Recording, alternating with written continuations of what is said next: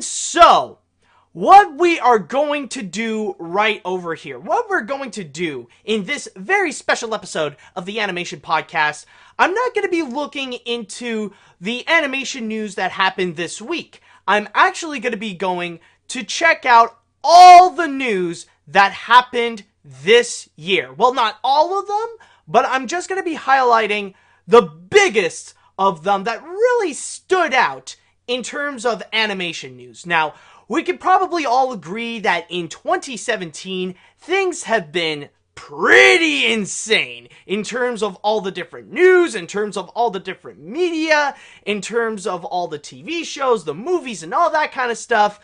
This really has been an insane year, and you never know what's going to happen, for better or for worse. And it's the same thing with animation. There have been so many crazy news that happened that I don't even know where to start with this. Actually, making this list, honestly, it wasn't easy. I could definitely tell you that, because here's the thing. There have been so many news that it really exploded on the internet and received so many different reactions, I don't know where to even begin with it. There are some, like the biggest disaster in recent years that happened in animation that literally everybody in the world hates, with the Emoji Movie. And then you also got the recent things that the Powerpuff Girls reboot happened with the accusations that one of the writers is a pedophile because there's a character that kind of looks like him, and he's also the voice at the same time that has a crush on Blossom. And on top of that, there's also the new fourth Powerpuff Girl with Bliss. And, my god, what else is there? Oh, yes, and then there's also Teen Titans Go, which they're going to be coming into the big screen in 2018, so there's that big announcement that got a lot of different reactions, and the list goes on. Honestly, this is just scratching the surface of the madness that is 2017 in general. However, what I'm going to do with this episode is that I'm only going to be taking 5 of the biggest news stories that happened this year. Not necessarily the best ones or the ones that really would get us really excited, and not just the ones that are just god-awful and they're shocking to hear about. Basically, I'm just taking the ones that really made the biggest impact this year and really left their mark in 2017. These are the ones that will be remembered that this specific thing happened this year. So, ladies and gentlemen, may I present to you the top 5 best and no, wait, that's the wrong thing. Best and worst animated films of 2017. You could actually go and check that out on my YouTube channel. No, actually, what this is actually the top 5 biggest animation news of 2017. So, without further ado, let us go ahead and begin with number 5 on our list. And so, what we got with number 5, I want to take a moment to talk to you guys a little bit about Despicable Me 3, which is one of the animated features that have been released in 2017. Now, we can all agree that maybe Despicable Me 3 is not the best animated film of the year. It's not up there in the ranks of movies like the Lego Batman movie or Coco, or even with the independent films like The Breadwinner. But one thing that we can all agree, or we have no choice but to agree because it is a fact, Despicable Me 3 is the highest grossing animated feature of the year, making a worldwide grand total of $1.03 billion at the box office. Not only does it make it the highest grossing animated feature of the year, and also the only one to ever surpass $1 billion in 2017 in terms of animated features, but it is also the 4th highest grossing feature film of the year, behind movies such as The Fate of the Furious and the live-action remake of Beauty and the Beast. Now, I know that technically, as I'm recording this, it is the 3rd highest grossing feature film of the year, but let's be honest, we know that Star Wars The Last Jedi is getting up real quick, and it's going to get that spot of the highest grossing feature film of the year It will happen no matter what. So just to be safe, I'm saying that Despicable Me 3 is the number 4 biggest movie of the year in terms of how much money that it made, at least. But that's not really the reason why it's at number 5. The reason why is actually because of the records that it actually broke. And it's not specifically just on Despicable Me 3, it's regarding the entire Despicable Me franchise. Where right over here, because of Despicable Me 3, the Despicable Me franchise has officially become the highest grossing animated franchise of all time, beating out Ice Age 2? Beating out the Ice Age franchise. Now has gathered, as I'm recording this, a worldwide total of $3.7 billion. And that's just the combining total of the 3 Despicable Me movies and also Minions. And speaking of Minions, this is actually the biggest record that it actually broke, where Despicable Me has become the first ever animated franchise in history to have 2 movies getting more than $1 billion at the box office. So it's not just Despicable Me 3, but it is also Minions, where, as I am recording this, Minions is the second highest grossing animated feature of all time, gathering a total of $1.16 billion at the box office, which really is a huge deal. Okay, so coming in at number 4 on our list, I want to go ahead and ask you guys something. Do you guys enjoy Rick and Morty? Are you fans of the series? Because that definitely was a big thing in 2017, seeing Rick and Morty Season 3. In fact, among the TV shows that have been released in 2017, there's a lot of them that was a big deal, including the finale of Samurai Jack and DuckTales.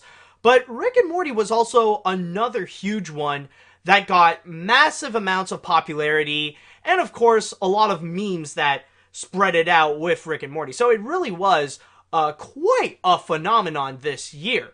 And even Season 3 in itself is just fantastic in general. But I just want to ask you guys, do you enjoy Rick and Morty? And if you do, how much? And at that point, can I ask you, do you guys like Rick and Morty so much that you would be willing to go completely berserk, completely insane at a McDonald's because you did not get the specific dipping sauce that you wanted? I know that sounds weird, but that's basically why I'm putting this at my number 4 on my list, which is the Rick and Morty Szechuan sauce disaster. Now, like I said before, Rick and Morty spawned a lot of different memes this year, and a few of the popular ones would include, of course, Pickle Rick, and then there's also Szechuan sauce, where there's this one episode, and it's kind of a gag, where Rick is completely obsessed over something called the Szechuan sauce, which was released back in the late 90s at McDonald's, which is meant to be just a little dipping sauce for Chicken McNuggets, and it was meant to go and promote the 1998 Disney animated feature Mulan. That was the whole point of it, and they decided to go ahead and make a little gag out of it where Rick is just crazy over the little Szechuan sauce. And apparently, that gag really went viral to the point where people themselves became a little bit obsessed over Szechuan sauce, and it has gone down to the point that even on eBay, people would be bidding literally thousands of dollars in order to get their hands on a little packet of Szechuan sauce. So, what happened from there is that McDonald's decided to take a look at this entire trend of Szechuan sauce because they noticed that their name and their brand is actually trending. So they decided to have the crazy little idea of temporarily bringing back the Szechuan sauce. So what McDonald's decided to announce was that for one day only, you can go ahead and go to a specific local McDonald's only in the Americas, by the way, where you can actually order some chicken McNuggets and you can go ahead and get some Szechuan sauce. So a lot of people really got excited when they heard about the news. But when that time came, which is around the beginning of October, oh boy, man, this is where the disaster part would come in. And this is disastrous for both McDonald's and for the Rick and Morty fanbase. Now, it was a disaster for McDonald's because they seriously underestimated the supply of how much that people really wanted the Szechuan sauce. Apparently, word spread it around that apparently in each McDonald's, they would only have a total of around 20 to 60 packets of Szechuan sauce. Not like liters, not like in a big jar or anything like that. Just your average little packets that they would normally give out at a McDonald's. And on top of that, this is not officially branded with Adult Swim or with Rick and Morty.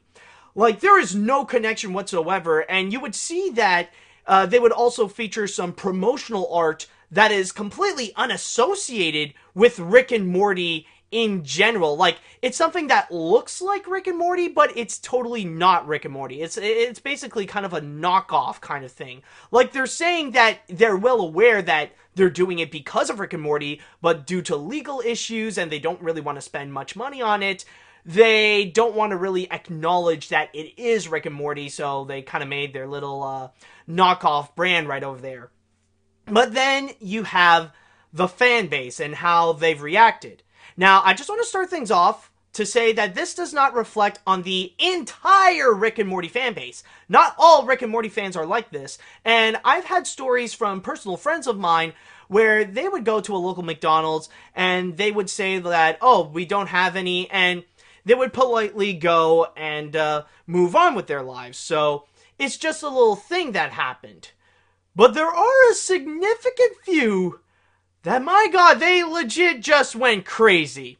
And there's even some video evidence where people literally went completely crazy. Like, there's this one video that I remember that there's this guy who would just run around acting nuts in front of a counter at McDonald's, just basically shouting out Rick and Morty quotes like, "Wubba lubba dub dub, I'm Pickle Rick!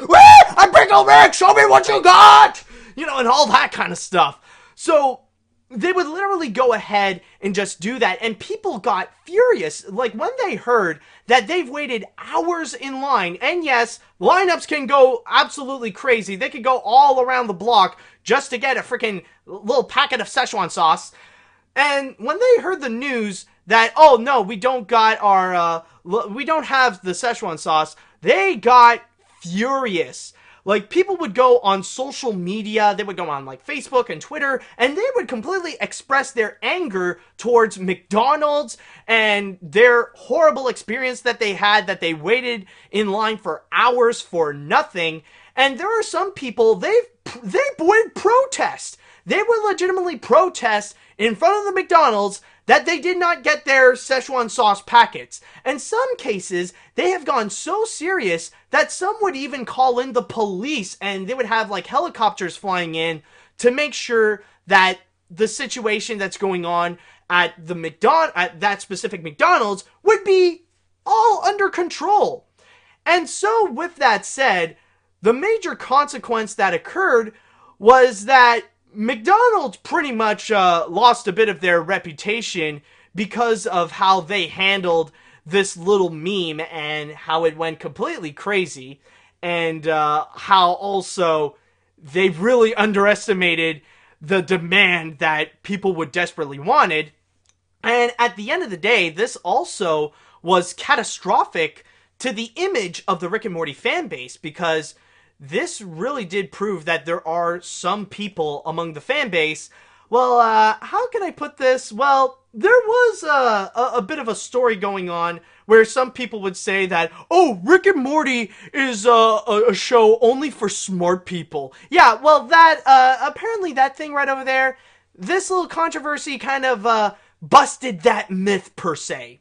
Okay, so coming in at number 3 on our list, we're going to be talking about celebrity deaths.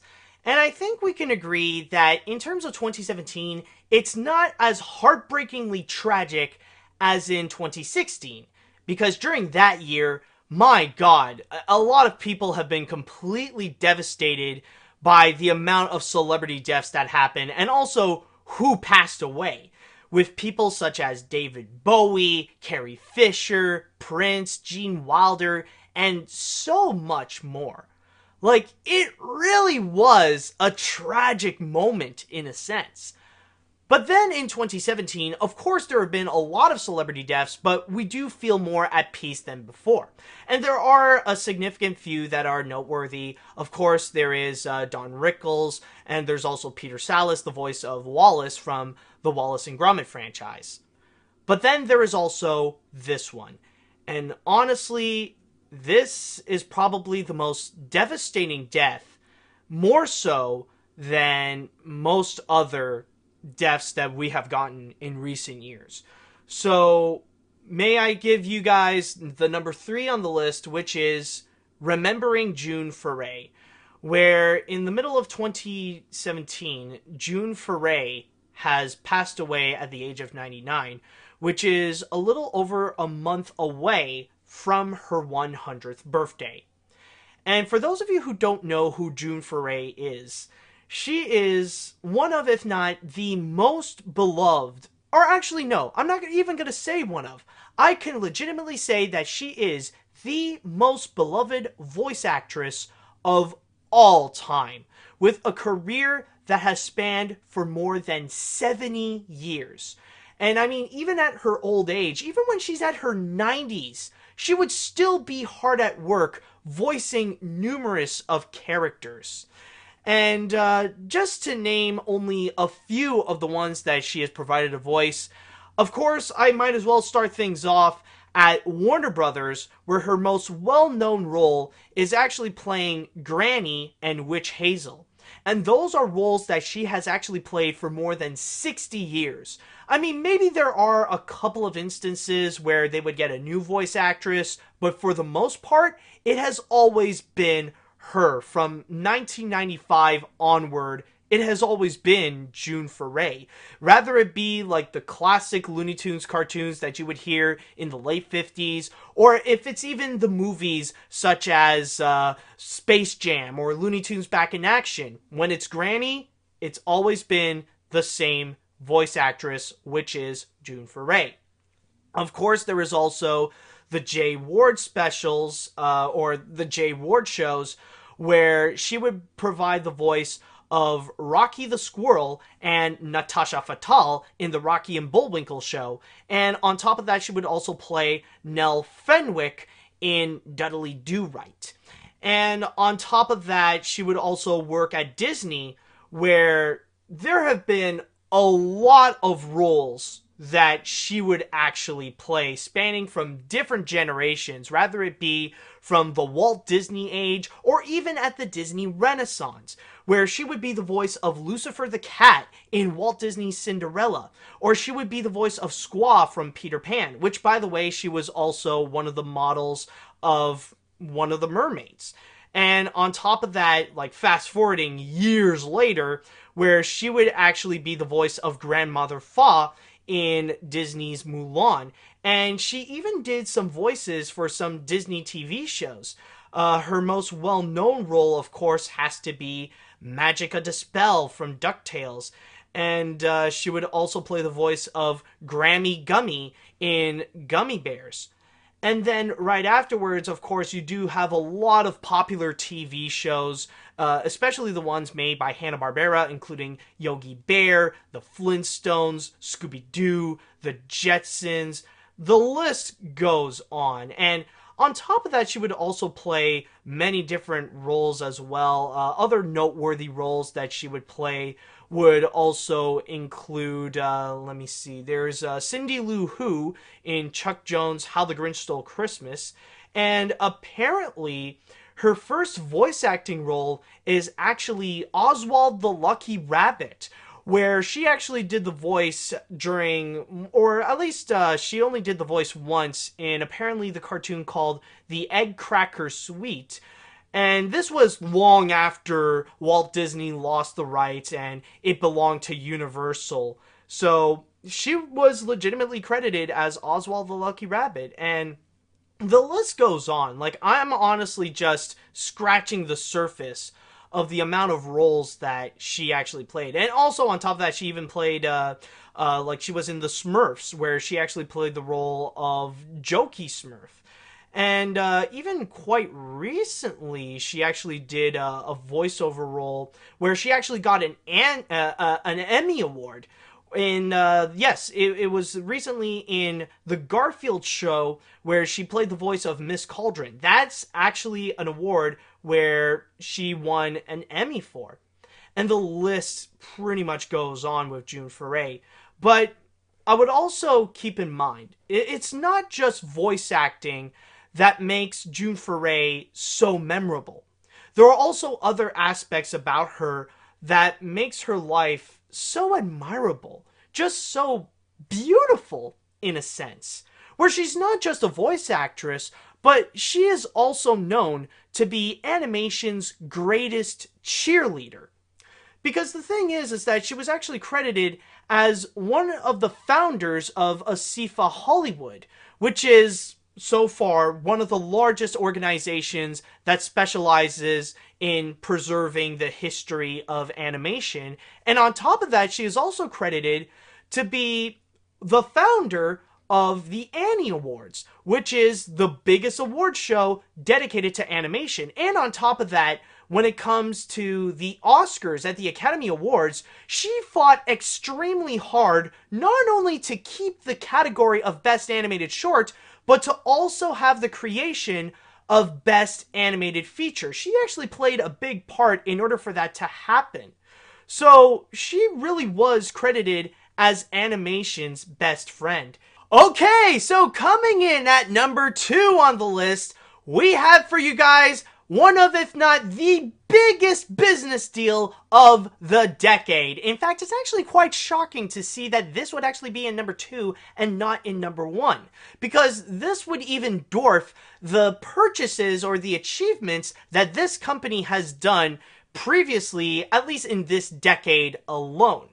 This would dwarf their purchases of Pixar, of the Muppets, of Lucasfilm, and even of Marvel. Yes, coming in at number 2 on the list, we actually have Disney buys Fox.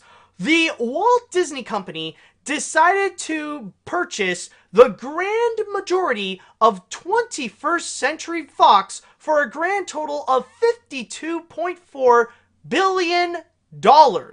The only things that the Walt Disney Company did not purchase from Fox is Fox Business Network, Fox Sports, and Fox News, in which Rupert Murdoch, the owner of Fox, will go and take those assets and form a brand new company with the huge amount of money that he has gotten right now.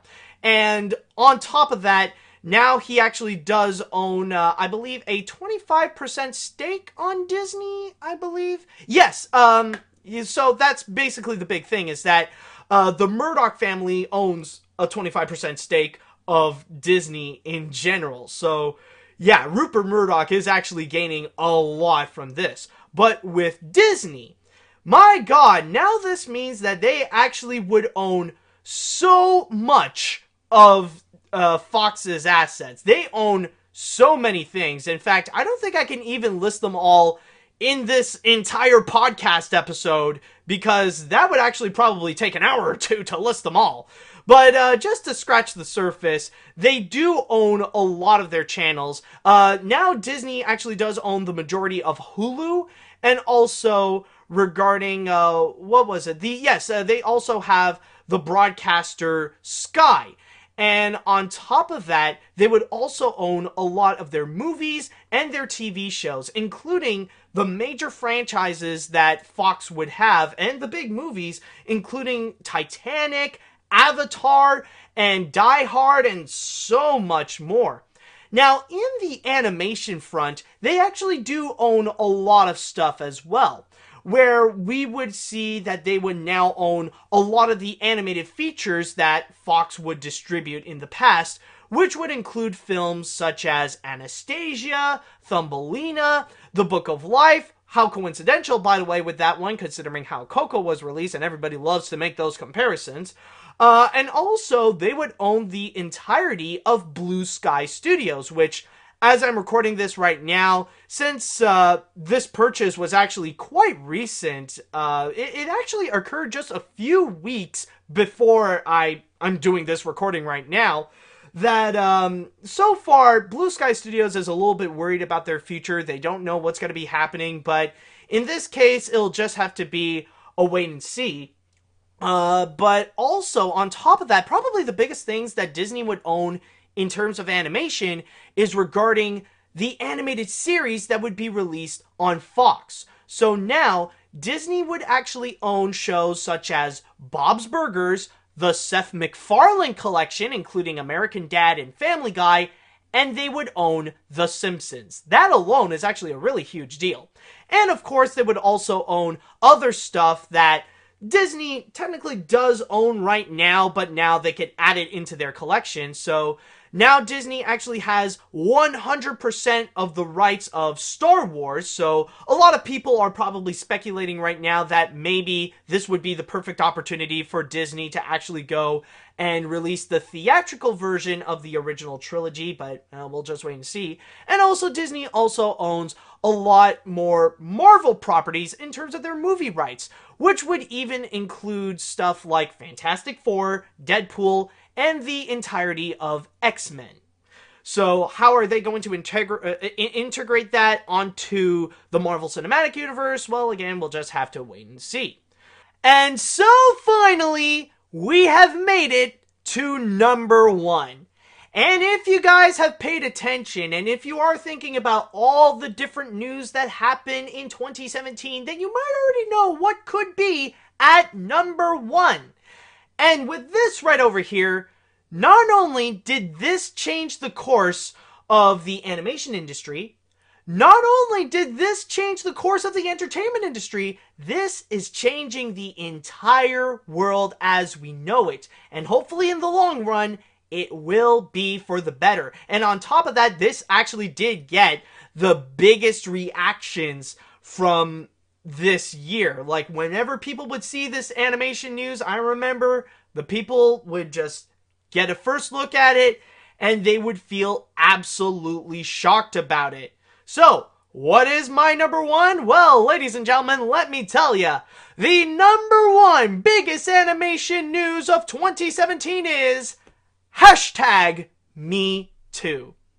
Yes, the #MeToo movement really was a big deal, and it really did change the course of society as we know it.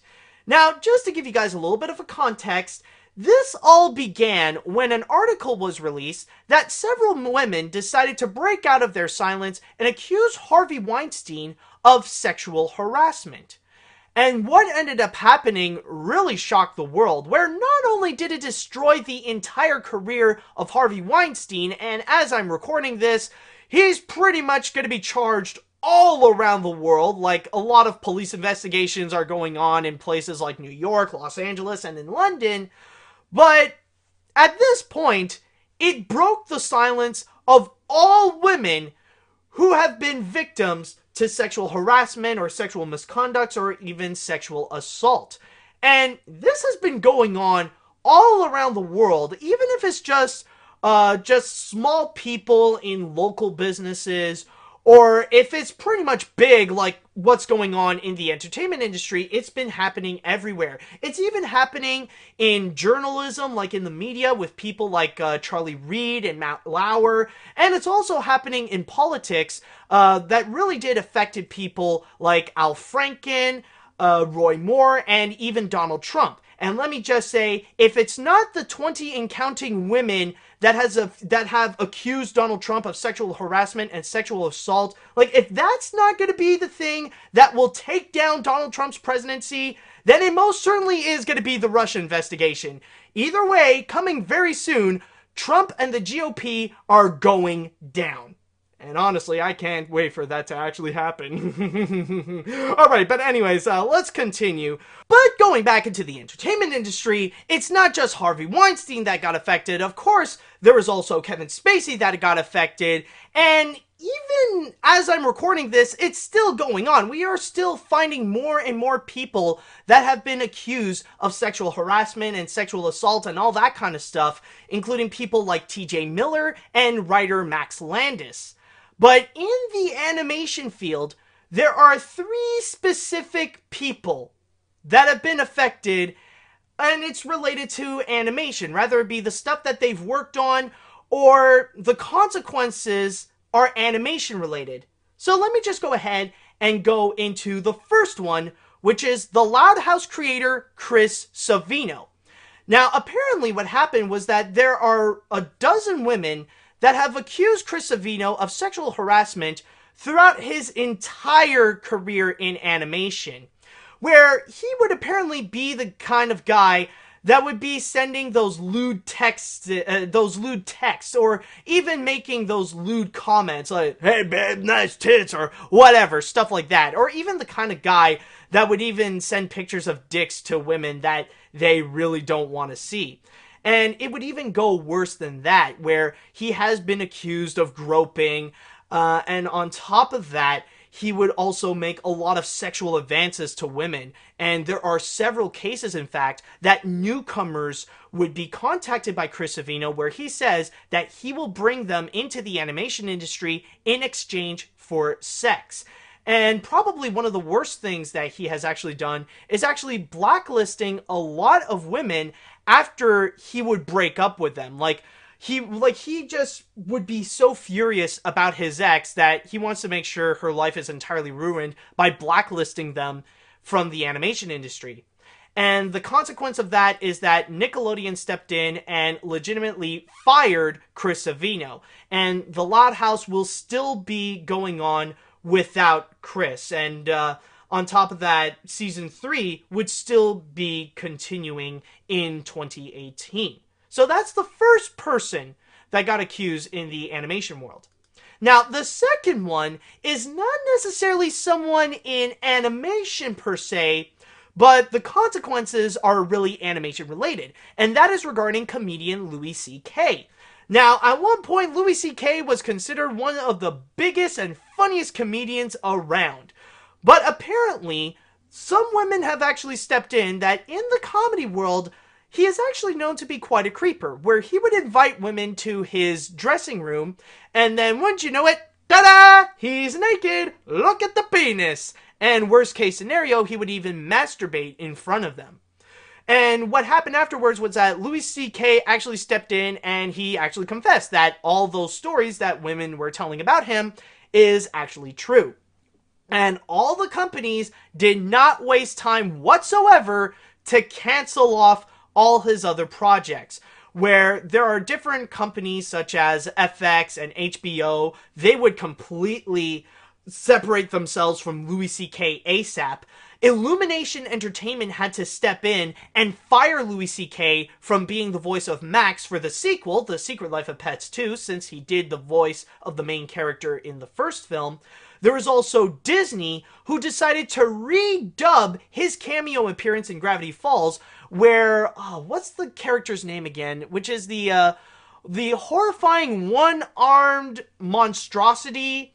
That character is now voiced by Alex Hirsch himself, the creator of Gravity Falls. And on top of that, probably the biggest consequence is actually TBS suspending production of his upcoming animated series, The Cops, which he created with Al Brooks. And that one is probably the most tragic because there were a lot of animators that legitimately lost their jobs because of the consequences of a perverted man like Louis C.K. So, yeah, overall, with Louis C.K., it's pretty much the one that got the biggest consequences, where really his career just got immediately stopped and put to an end. Like, literally, something just came right in front of him, and then it just went... You know what I mean by that? And finally, the last person, at least of 2017, in animation that have been accused of sexual harassment and stuff like that is actually the biggest one of them all. Like, and probably the most shocking of them all, if you are an animation person. And that actually is Walt, the chief creative officer of Walt Disney Animation Studios, Pixar Animation Studios, and Walt Disney Imagineering, John Lasseter. Yes, the legendary Toy Story director himself. Apparently at Pixar, he has been known to be acting a little bit funny towards women. And not in a good way, where he is known for his hugs.